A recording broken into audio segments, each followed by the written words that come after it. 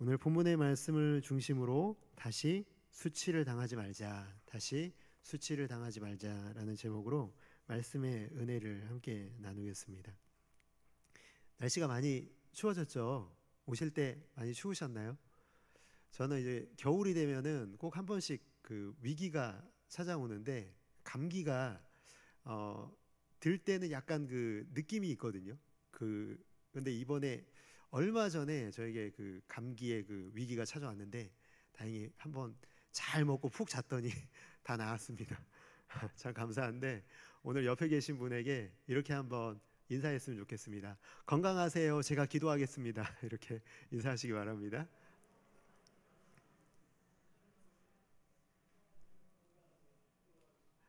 아, 혹시라도 아프시면은 이제 옆에 계신 분에게 책임을 물으시면은 그러면 될 것 같습니다. 이제 연대 책임이니까. 네, 우리 꼭 기도해 주시기 바랍니다. 아프시지 않으셨으면 좋겠어요.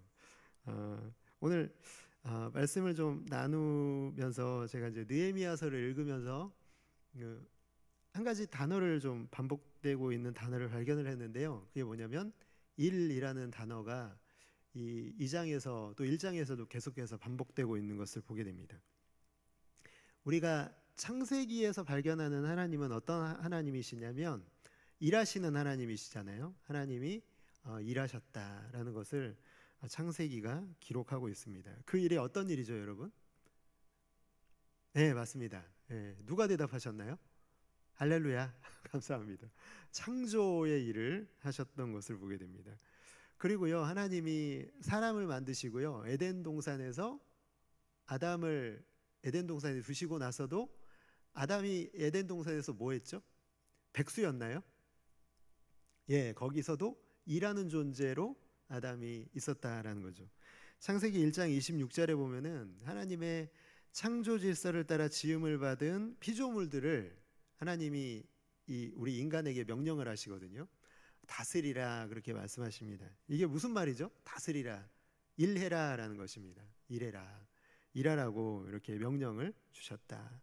그러니까 하나님의 형상인 인간은요, 일하는 존재로 지음을 받았다라는 것입니다. 여러분, 우리는 그 사실을 분명히 알게 되어야 됩니다. 우리는 어떤 존재라고요, 여러분? 일하는 존재라는 것입니다. 여기 계신 우리 대부분의 성도 여러분들은 다 일하고 계시죠? 다 백수신가요? 아니시죠? 다 일하고 계시죠? 직장에서 일하시는 분도 계실 것이고요. 또 자영업을 하시는 분은 가게에 계실 거고, 우리 여성분들은 대부분 어떠시죠? 어디서 일하시나요? 네, 집에서 전업주부로. 우리 여성분들 중에는 나는 집에서 아무것도 안 하는데요, 이렇게 얘기하지 마세요. 여러분, 정말 귀한 일을 담당하고 계십니다. 가정에서 일하시는 건요, 정말 하나님이 기뻐하시는 일 중 하나라는 것을 꼭 기억하시고요, 자부심을 갖고 일하시기를 바랍니다. 우리 남편분들은 또 그걸 인정해 주셔야 되고, 바깥일, 아내 일이 따로 있는 게 아니라 하나님이 명하시는 그 모든 일은 신성하다라는 것을 우리는 서로에게서 인정해 줘야 되는 것입니다. 하나님께서는요, 우리 인간을 창조하실 때 그래서요, 일을 맡겨주시고 그 일을 통해서 기쁨을 얻게 하십니다. 보람을 얻게 하십니다. 그 일을 통해서 성취감을 누리게 하신다는 거죠. 혹시 여러분 요즘에 연말이 되면은 이렇게 전화를 받으시잖아요. 어디서 전화를 받으시냐면 교회에서 전화를 받으시잖아요. 그러면 어떠세요? 마음이 어떠신가요? 기대되시나요? 교회에서 전화 왔다. 또 어떤 축복의 말을 하시려고 이렇게 전화를 하셨냐? 이러신가요, 여러분? 네. 할렐루야. 그렇게 받아들이신다면 너무 좋은데, 이렇게 보통은 이제 교회에서 전화 오면은 이번에 좀 맡아주시면 좋겠는데요. 사역을 좀 맡아주시면 좋겠다고 이런 전화를 받게 되잖아요. 그러면 이제 전화를 안 받으시기도 하시는 것 같아요. 근데 우리의 그런 인식 속에 하나님의 사역이라고 하는 것도 그냥 수많은 그런 세상의 일들과 마찬가지로 좀 이런 인식이 있지 않습니까? 일은 하기 싫은 것, 귀찮은 것, 가능하면 내가 안 하고 남이 했으면 좋겠는 것이라는 그런 인식이 우리에게도 있지 않나 생각을 해보게 됩니다. 그런데 정말 오늘 우리가 말씀을 통해서 살펴봐야 되는 것은요, 느헤미야는 우리가 귀찮다고 생각할 만한 일들, 하기 싫을 만한 일들, 부담스럽고 귀찮은 일들을 느헤미야가 감당하고 있다라는 거예요. 그리고 그가 그 일을 감당하면서도 싫어하거나 부담스러워하거나 어려워하고 있는 것이 아니라, 그는 정말 이 일을 하면서 그 모든 과정 속에서 그가 정말 힘들어하고 있다는 인상을 전혀 받지 않게 됩니다. 왜 그럴까요? 그가 지금 하고 있는 일을 이렇게 해석하고 있기 때문에 그래요. 일이라고 하는 것을 어떻게 해석하느냐가 너무 중요하거든요. 느헤미야 2장 18절 같이 한번 읽어볼까요? 느헤미야 2장 18절 화면에 나와 있죠. 자, 시작. 또 그들에게 하나님의 선한 손이 나를 도우신 일과 전하였더니 그들의 말이 일어나 건축하자 하고 모두 힘을 내어 이 선한 일을 하려 하매. 아멘. 느헤미야가 확신하고 있는 게 있는데 그건 무엇이냐면요, 지금 하고 있는 일은 내가 하고 있는 일이 아니라는 거예요. 18절의 말씀을 통해서 그가 어떤 걸 확신하고 있는 걸 보게 되냐면, 이 일은 내가 하는 일이 아니라 누가 하시는 일이에요? 하나님이 하시는 일이라는 거예요. 하나님의 사역, 하나님의 일은 누가 하십니까? 하나님이 우리를 통해서 하신다라는 것입니다. 그리고요, 하나님이 하시는 일은 아까도 우리가 18절에서 보지만 하나님의 선한 손이 이끄시는 일이라는 거예요. 그 일은요, 선한 일이라는 거예요. 선한 일. 그 일은 선한 일이다. 교회에서의 사역은요, 선한 일이다. 여러분, 이 생각을 가지고 와서 우리 교회 사역에 한번 적용해 봤으면 좋겠습니다. 여러분, 하나님의 일이 어렵죠? 부담스럽죠? 힘들죠? 여러분, 분명히 이건 아니라고 하면 거짓말이겠죠? 물론 그렇습니다. 하나님의 일이 부담스럽기도 하고 때로는 하기 싫을 정도로 싫기도 하고 어렵기도 합니다. 그러나 이거 한 가지만 우리가 생각해 봐야 될 것은요, 하나님의 일은 선한 일이기 때문에 부담스럽기만 한 것이 아니라요, 어렵기만 한 것이 아니라요, 귀찮기만 한 것이 아니라요, 그것을 넘어서는 하나님의 은혜와 하나님의 역사가 그 일을 감당하는 사람에게 임할 것이라는 거예요. 여러분, 한번 처음 여러분이 직분을 맡으셨을 때를 한번 생각해 보시겠어요? 그때 어떠셨나요? 부담스러우셨나요? 힘드셨나요? 어려우셨나요? 귀찮으셨나요? 전혀 그렇지 않죠. 너무 감사하지 않았나요? 우리를 이 자리에 세워주신 그 은혜가 너무 감사해서 너무너무 행복하고 즐거운 섬김이 아니었나요? 그렇다면 여러분, 그때는 왜 그랬을까요? 왜냐하면 우리의 인식 속에요, 이 일이 사람의 일이 아니라 누구의 일이에요? 하나님의 일이라는 인식이 우리 가운데 있었다는 거예요. 하나님의 일은, 하나님의 선한 일은 내 삶 속에서 내가 이 일을 감당하기만 하면 힘들기만 한 것이 아니라 어렵기만 한 것이 아니라 귀찮기만 한 것이 아니라, 물론 그렇지만 그러나 그것을 넘어서는 하나님의 은혜가 있다라는 것을 우리가 그때는 알고 있었다라는 거죠. 오늘 사랑하는 성도 여러분, 느헤미야를 통해서요, 우리가 다시 한번 그 기억을 되살릴 수 있게 되기를 주님의 이름으로 축복합니다. 누구의 일입니까? 교회 사역은요, 하나님의 일입니다. 하나님의 선한 일이라는 것을 오늘 우리에게 가르쳐주고 있기 때문에요, 오늘 우리가 다시 한번 마음속에 그것을 되살려내야 되겠습니다. 그래서 만약에 여러분, 하나님께서 우리를 통해 교회를 세우는 이 귀한 사역에 나에게 그런 요청이 들어오고 있다면요, 그건 정말 귀한 일이에요. 왜냐하면 그 귀한 사역에 우리를 하나님께서 초대하고 계시기 때문에 그래요. 하나님이 나를 그 귀한 사역에 초대하셔서 상급 쌓을 기회를 주고 계시다라는 거예요. 상급 쌓을 기회를. 여러분, 우리는 이 땅에 얼마 있지 못합니다. 우리는 이 땅에 그렇게 오랜 시간 있지 못하지만 이 땅에 있는 동안에 가장 가치 있는 일은요, 하나님께서 우리에게 맡겨주신 일을 잘 감당해내고 상급을 쌓는 것이요, 그것이 우리의 인생에 가장 가치 있는 일 아니겠습니까? 우리의 인생을 다른 곳에 사용할 수 있죠. 그러나 다른 것과 비교할 수 없는 가치를 가지고 있는 일을 우리가 감당하기만 하면 우리의 인생의 한순간 한순간은 빛나게 될 것이고요, 하나님 앞에 나아갔을 때 큰 기쁨이 넘치게 될 줄로 믿습니다. 그래서 교회에서 어떤 일에 우리에게 동참하라고 요청할 때는요, 예스와 노로 대답하는 게 아니에요.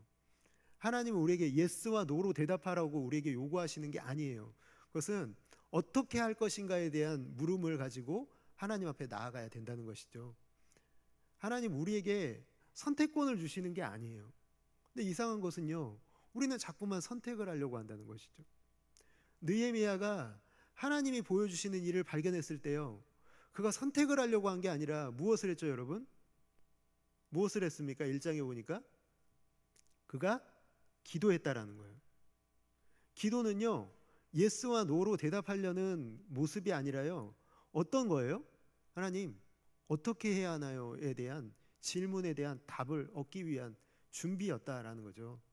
사랑하는 성도 여러분, 교회를 세우는 이 아름다운 하나님의 초대에 정말 그 귀한 상급 쌓는 일에 그 기회를 기회가 우리에게 주어졌을 때에 놓치지 않는 현명한 빛나는 사랑하는 성도 여러분들 모두가 다 되시기를 주님의 이름으로 축복합니다. 그러나 여러분, 선한 일이라고 해서요 무조건 다 순종이 되는 건 아닙니다.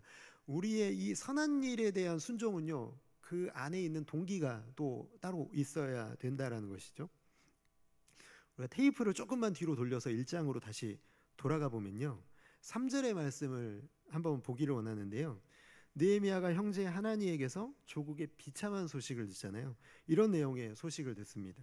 느헤미야 1장 3절에 보니까 그들이 내게 이르되 사로잡힘을 면하고 남아있는 자들이 그 지방 거기에서 큰 환난과 능욕을 받으며 큰 환난을 당하고 능욕을 받으며 예루살렘 성은 허물어지고 성문들은 불탔다 하는지라. 3절의 말씀에 보면은 그의 마음을 무너뜨리고 있는 단어가 있는데요, 그게 무엇이냐면요, 남아있는 자들이 그 지방 거기에서 큰 환난을 당하고 능욕을 받고 있다는 거예요. 남아있는 사람들의 삶이 불행한 모습을 발견하게 됐을 때 그의 마음이 뜨겁게 불타올랐다는 거예요. 왜냐면요, 남아있는 자들뿐만 아니라 사로잡혀와 있는 자신과 같은 처지에 있는 포로된 자들, 이 바사 제국에 바벨론 때 끌려와서 바사 제국에 이르기까지 여전히 이곳에서 포로 생활을 하고 있는 이들, 소망 없이 살아가고 있는 이 사람들, 하나님이 그들 가운데서 떠나버린 이 비참한 현실을 그저 막막하게 그 자리에서 주저앉아만 있는 이 사람들, 이 모습이 오버랩 되는 거죠. 그 모습은 곧 우리의 모습이라는 것을 지금 느헤미야는 너무너무 잘 알고 있기 때문에 그 마음이 너무 와 닿는 거죠. 이 능욕을 당하고 환난을 당하고 있는 이 모습이 바로 우리의 모습이라는 거예요. 유다 백성 그 공동체 전체의 아픔으로 그에게 다가오고 있는 거예요. 여러분, 그런데 유다 백성 모두가 이렇게 환난과 능욕을 받고 있는 이유가 무엇입니까? 근본적인 이유가 무엇입니까? 그것은 그들이 하나님을 떠났기 때문에 그렇습니다. 유다 백성들이 하나님에게서 떠났고요, 개인으로서 하나님에게서 내 삶이 떠나버린 이 모습이 그에게는 큰 아픔으로 다가오고 있었다. 그런데 그렇게 된 이유가, 환난과 능욕을 받게 되는 이유가 거기에 있는데 그것을 발견하지 못하고 있는 이 유다 백성의 이 비참한 현실이요. 그래서요, 오늘 본문의 말씀에 보면은 느헤미야가 오늘 말씀의 제목이거든요. 이렇게 외치는 거예요. 뭐라고 되어 있습니까? 제목이 뭐였는지 기억나시나요? 다시 수치를 당하지 말자 아닙니까? 다시 수치를 당하지 말자. 그럼 지금까지는 어땠다는 거예요? 계속 수치를 당하고 있었다는 거예요. 이 인생이 계속 수치를 당하는 인생으로 살아오고 있었다라는 거죠. 느헤미야를 포함한 사로잡힌 자들이요, 계속해서 수치를 당하고 있을 뿐만 아니라 포로가 된 사람들, 포로가 되는 것을 면한 사람들 모두가 수치를 당하고 있는 이 현실이요. 여러분, 그래서 느헤미야의 마음속에는요, 다시 돌아갈 예루살렘은 이런 곳이 되어야 돼요. 하나님을 사랑하고 하나님을 의지하고 하나님만 바라보고 사는 곳으로 바뀌어야만 우리 민족에게 소망이 있다라는 것을 느헤미야는 알고 있었던 거예요. 그래서 정말 환난과 능욕이라는 이 키워드를 가지고요, 다시 수치를 당하지 말자 주장하고 있는 것입니다. 그리고 그것을 이루기 위한 도구가 뭐냐면요, 바로 예루살렘 성벽의 재건과 성전 문을 다시 회복하는 거예요. 여러분, 우리가 이제 수치를 당하지 않기 위해서 느헤미야가 하고 있는 일을 차근차근 함께 살펴보기를 원하는데요, 세 가지로 좀 나눠서 함께 살펴보기를 원합니다. 첫 번째로요, 느헤미야는 도착해서요, 정말 조심스럽게 움직이고 있는 모습을 보게 됩니다. 일반적으로 그렇지 않습니까? 우리가 새로운 일을 어떻게 맡으면 앞서잖아요. 내가 먼저 움직이잖아요. 그냥 의욕이 앞서서 막 일을 진행하잖아요. 그런데 그런 행동의 결과는요, 항상 어떤 결과로 나타나냐면 후회하게 돼요. 반드시 문제가 생겨요. 일을 그르치고 돌이킬 수 없을 때 결국에는 남 탓하고 후회하는 일들만 남게 된다라는 거죠. 여러분, 느헤미야가 어떻게 행동했는지를 그래서 우리가 살펴봐야 되는 거죠. 오늘 2장 11절의 말씀에 보면은 이렇게 되어 있습니다. 내가 예루살렘에 이르러 머무른 지 며칠 만에요? 네, 3일의 기간 동안에는요, 뭐 했다는 거예요? 움직이지 않았다는 거예요. 3일의 기간 동안 움직이지 않는 거 쉽지 않은 일입니다, 여러분. 총독이 부임을 했는데 사람들이 기대하거든요. 야, 이제 총독이 어떻게 일할까? 그런데 그 3일 동안요, 모두의 그런 수군거림을 참으면서, 내가 하고 싶은 일을 참으면서 3일의 시간을 비워둔 채로 있었다는 것은요, 사실 그렇게 쉽지 않은 일이었을 것입니다. 그 시간 동안 아무런 일도 하지 않고요, 기다립니다. 왜 그랬을까요, 여러분? 왜냐하면 섣불리 움직이는 게 얼마나 위험한 일인지를 느헤미야는 잘 알고 있었기 때문에 그렇습니다. 그렇다면 느헤미야가 3일 동안 뭐 했을까요, 여러분? 여러분, 뭐 했을까요? 여러분, 뭐 하고 기다릴 것 같으세요? 여러분이 느헤미야라면? 크게 한번 얘기해 주실래요? 아멘! 할렐루야! 뭐 해야 된다고요? 기도! 아멘!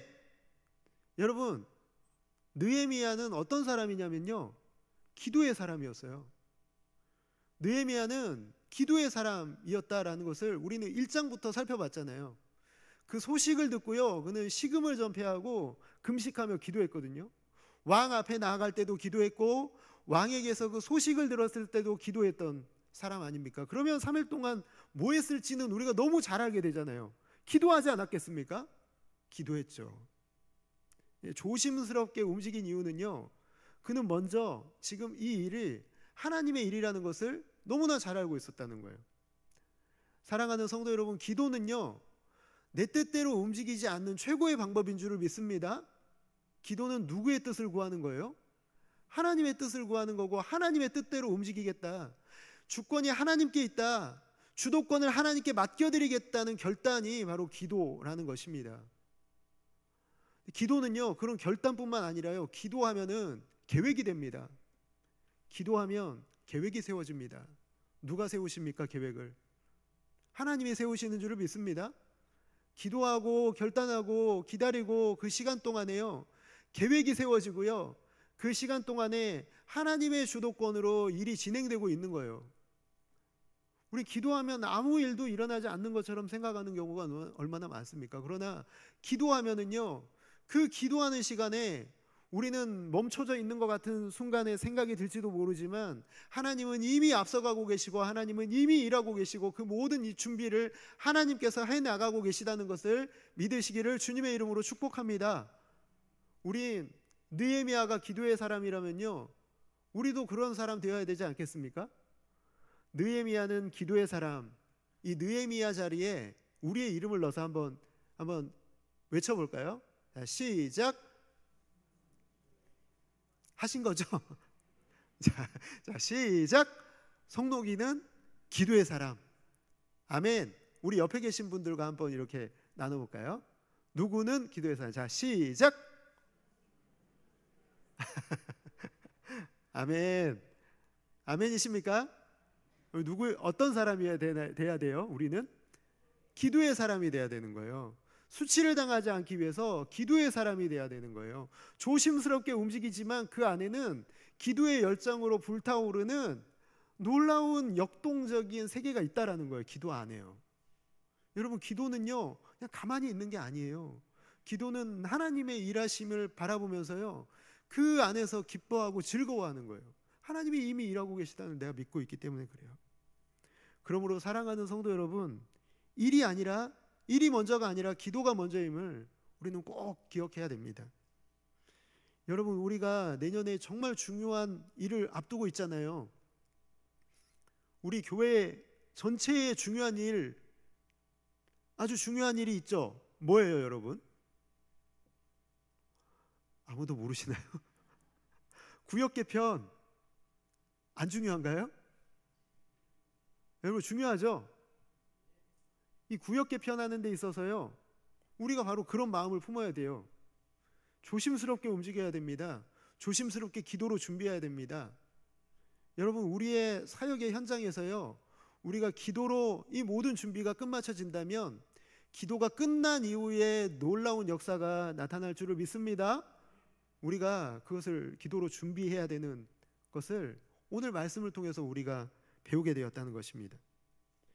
여러분, 두 번째로요, 다시 수치를 당하지 않기 위해서 느헤미야는 아무에게도 말하지 않았다는 거예요. 참 신기하죠. 많은 얘기를 나눠야 되는 것 아니겠습니까? 그래야 이 총독으로서의 임무를 잘 수행할 수 있잖아요. 많이 만나고 사람들 만나고 그들에게 전하고 해야 되는데 아무 말도 하지 않았어요. 왜 이곳에 왔는지, 무엇을 위해서 왔는지. 느헤미야 2장 12절의 말씀에 보니까 내 하나님께서 예루살렘을 위해 무엇을 할 것인지 내 마음에 주신 것을 내가 아무에게도 말하지 않았다는 거예요. 아무에게도. 가서요 입을 다물었다는 거예요. 누구와 얘기해도 이것에 대해서는 이런 반구의 또 내용도 비추지 않았다는 겁니다. 총독이 도착했어요. 여러분, 이렇다 저렇다 말이 없어요. 왜 그랬을까 한번 생각해 보면요, 총독이 와서 이렇게 말합니다. 내가 이런 일을 하려고 왔습니다.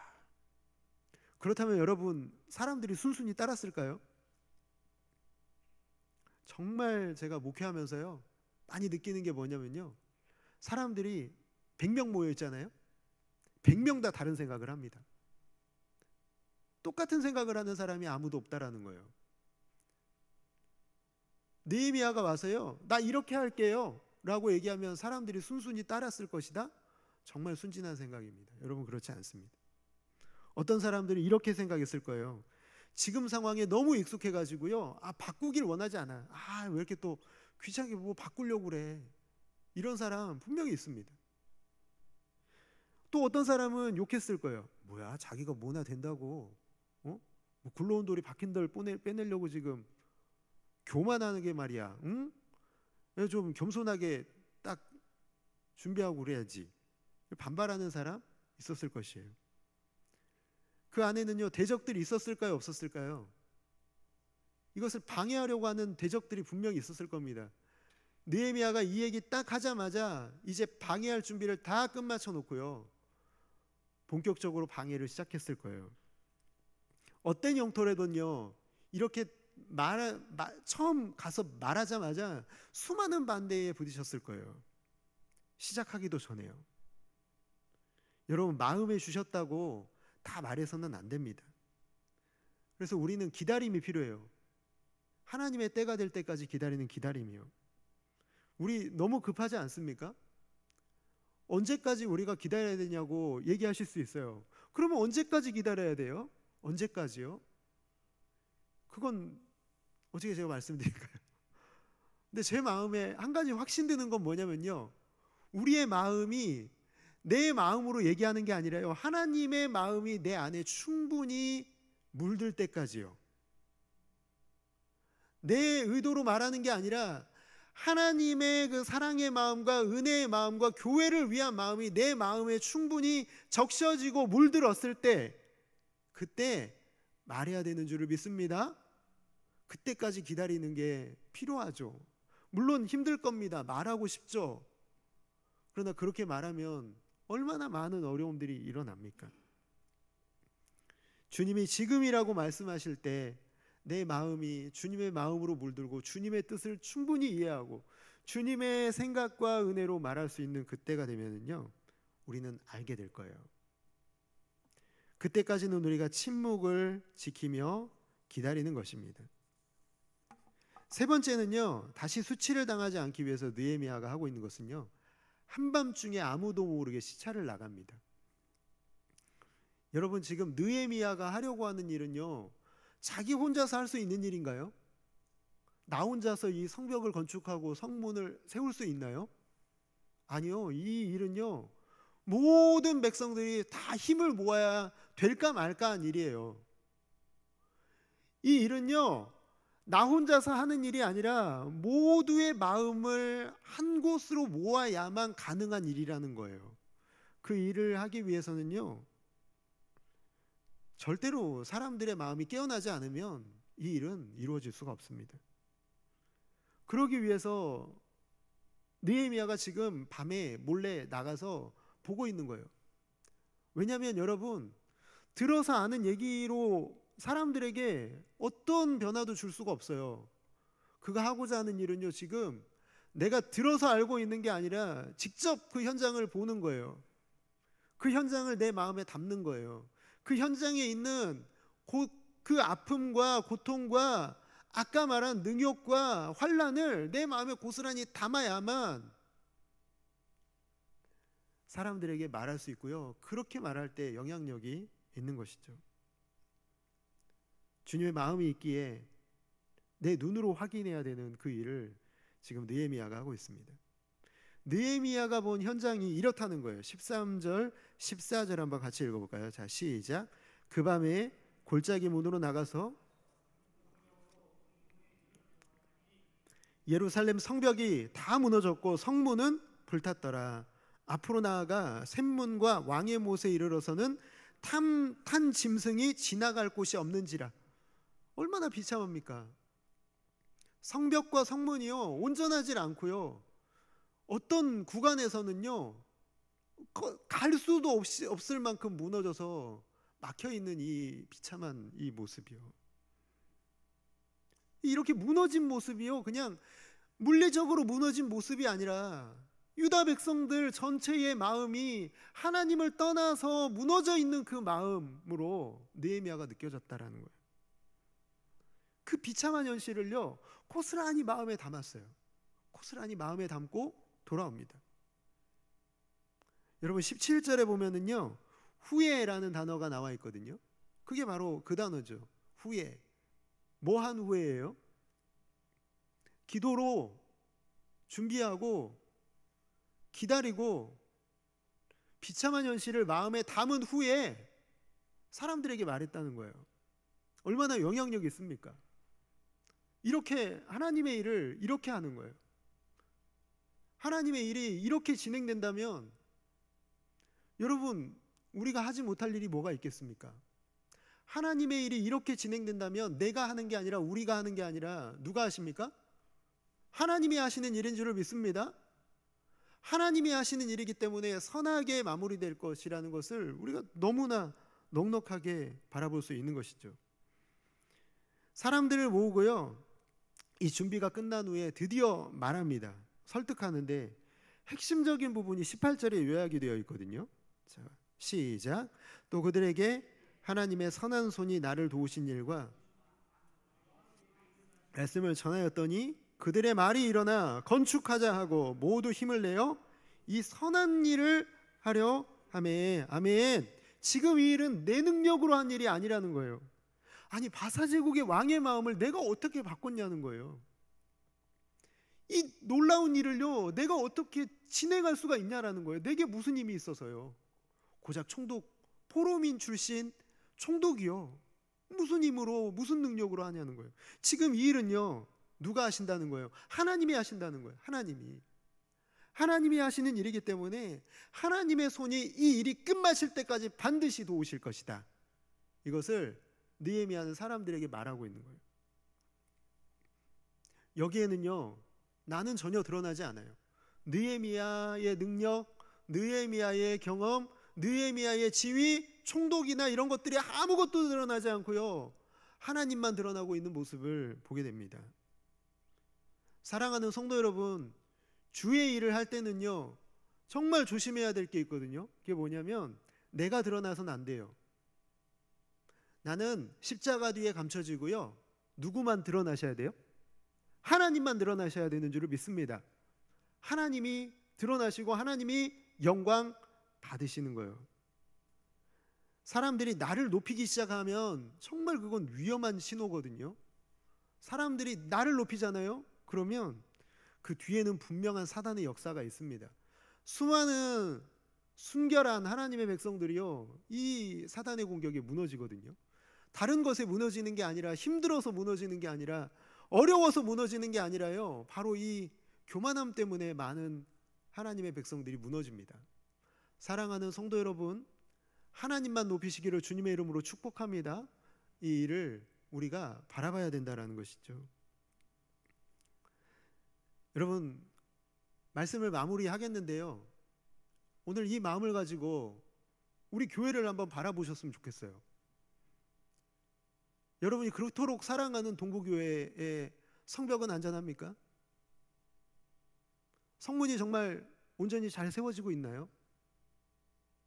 우리는 어떻죠? 우리에게 하나님이 말씀하실 때 우리는 정말 느헤미야처럼 나갈 수 있나요?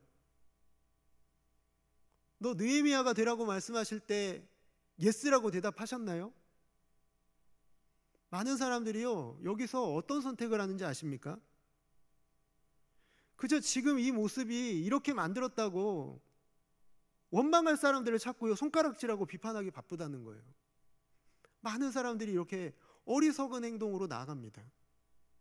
그들을 원망하고 정죄하고 비판하는 것으로요, 그냥 만족함을 찾아요.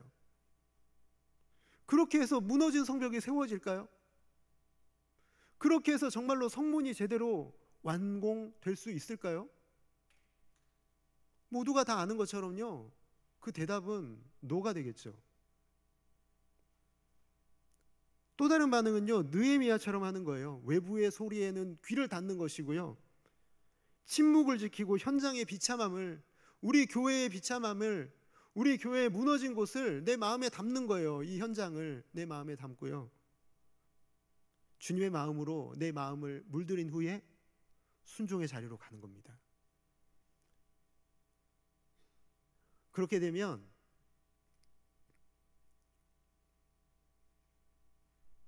무너진 성벽이 다시 회복될 것이고요, 불탔던 성문이 굳건하게 세워지게 될 줄을 믿습니다. 오늘 그 일에 내가 나서야 되는 거죠.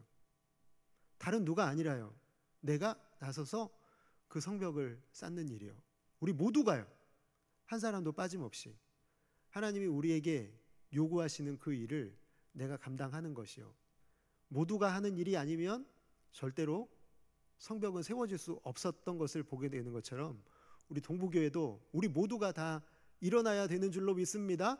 한 마음이 되어서요, 단 한 사람도 다른 마음을 품는 것이 아니라요, 모두가 같은 느헤미야의 마음으로 성벽을 쌓게 된다면요, 내년 우리 2025년은 불안한 한 해가 되는 것이 아니라요, 다시 수치를 당하는, 반복되는 한 해가 아니라요, 다시 수치를 당하지 말자라는 이 구호 아래요, 모두가 다 아름다운 한 해, 정말 기대가 되는 한 해가 될 줄을 믿습니다. 바라기는 무너진 성벽을 건축하고 불탄 성문이 새로운 성문으로 다시 세워지는 데 쓰임받는 아름답고 귀한 동부교회 모든 성도 여러분들 다 되시기를 주님의 이름으로 축복합니다.